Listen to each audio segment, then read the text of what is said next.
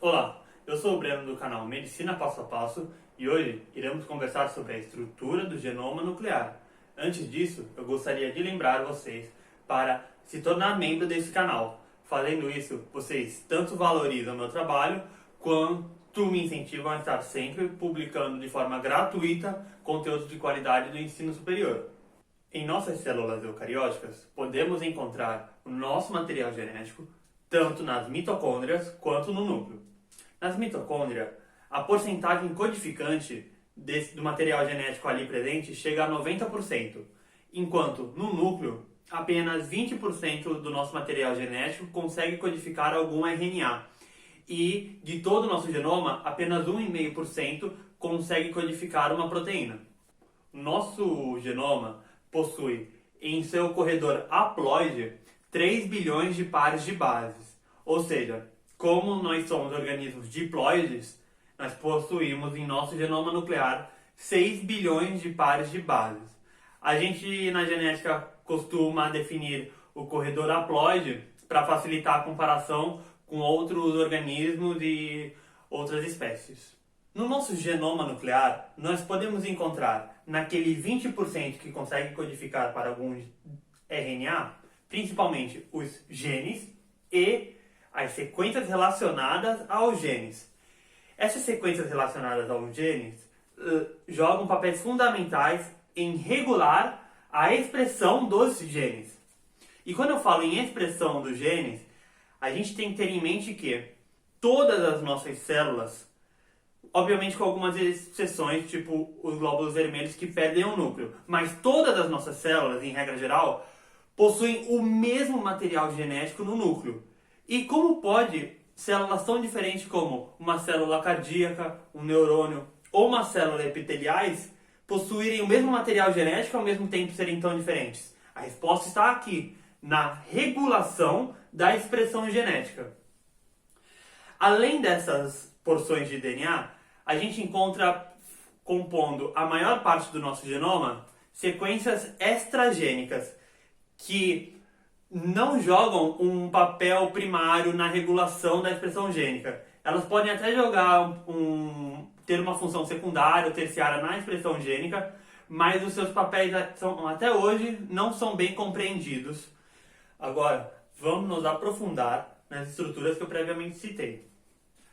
Um gene é um segmento de DNA que pode ser transcrito em um RNA que irá realizar importantes funções para a célula, ou um gene pode ser transcrito em um RNA que irá portar uma informação para o ribossoma e assim traduzir em uma proteína essa informação.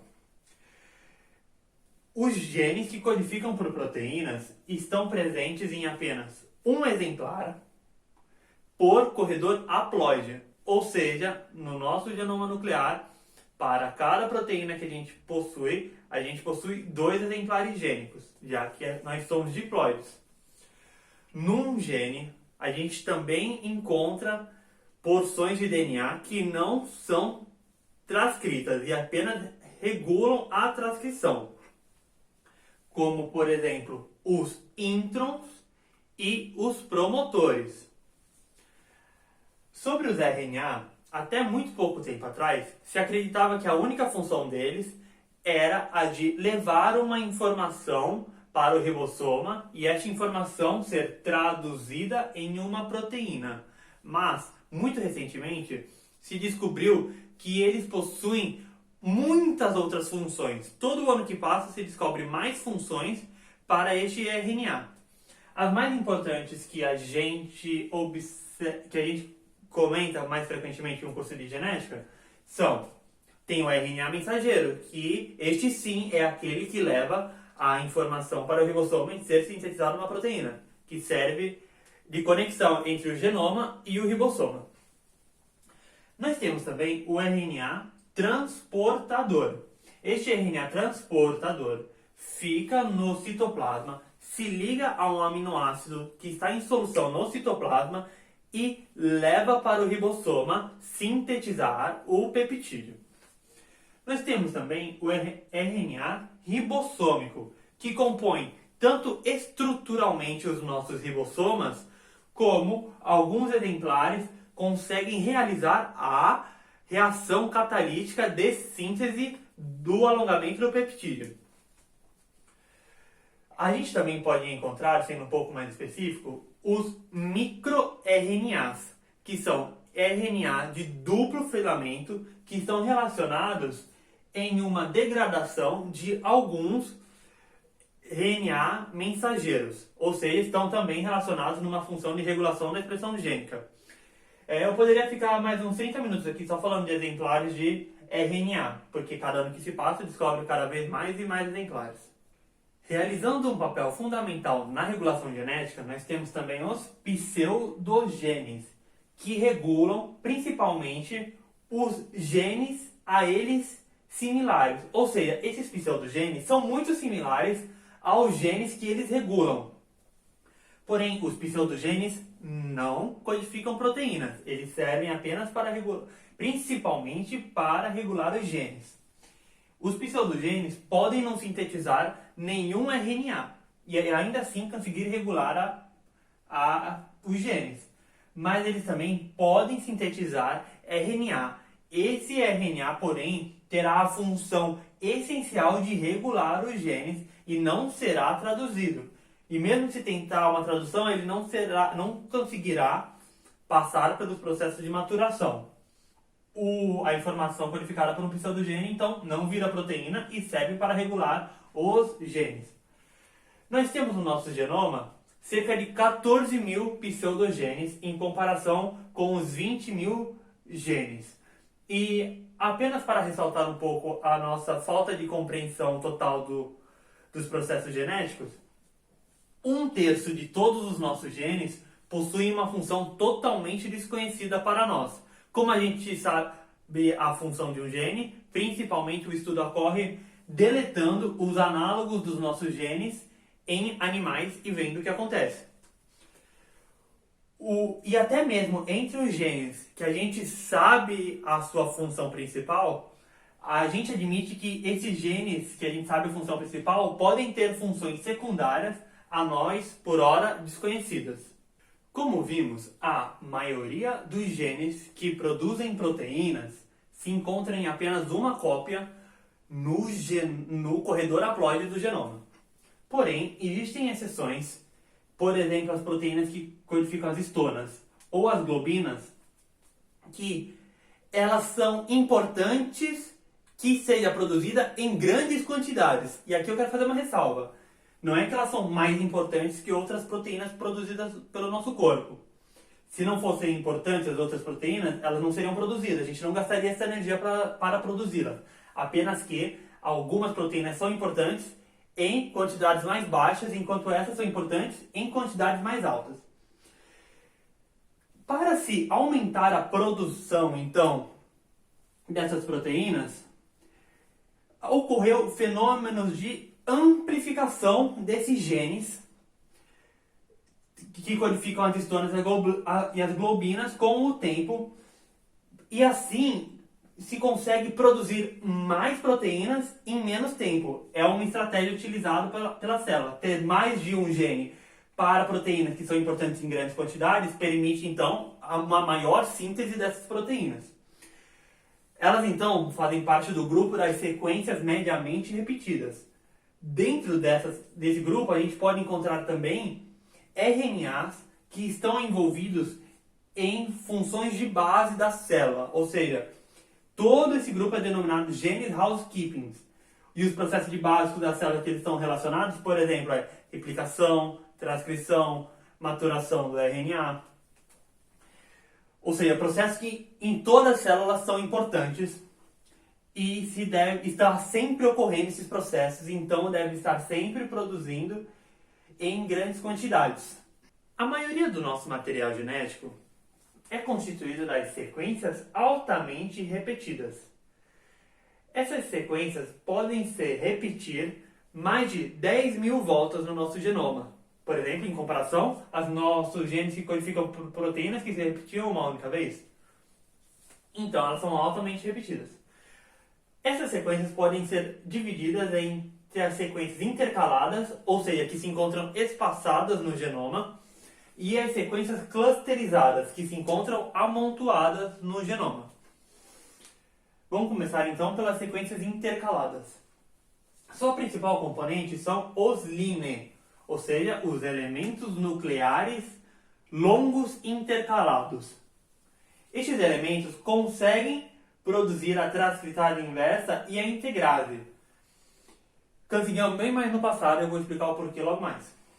Então, caso esses elementos viessem transcritos, essa transcriptase inversa iria conseguir pegar este RNA, formar um DNA complementar e integrá-lo de novo no genoma. Porém, não necessariamente essa integração do DNA complementar no genoma seria no mesmo local onde foi produzido. E assim, este DNA foi se intercalando no genoma. E como ele foi produzido, este DNA complementar, através de um processo de copiar e colar, ou seja, o DNA, o LINE original, que originou o DNA complementar, ainda está integrado ao genoma, isso faz que, pouco a pouco, vá se aumentando as quantidades e, por isso, este DNA conseguiu se tornar a maior parte do nosso genoma. Os SINE são os elementos nucleares curtos, short, intercalados, que possuem uma longueza, um comprimento na base das centenas de bases, e eles não codificam por transcriptase inversa ou integrase. Eles têm que usar as proteínas produzidas pelos LINE para se expandir no genoma. 8% do nosso material genético deriva de infecções de retrovírus ancestrais que aconteceram nas nossas linhas germinativas há 8 milhões de anos e elas ficaram lá estáveis no nosso genoma. Foram se estabilizando com o tempo. E elas, sendo um retrovírus, conseguiam também produzir a transcriptase inversa e facilitar na sua expansão.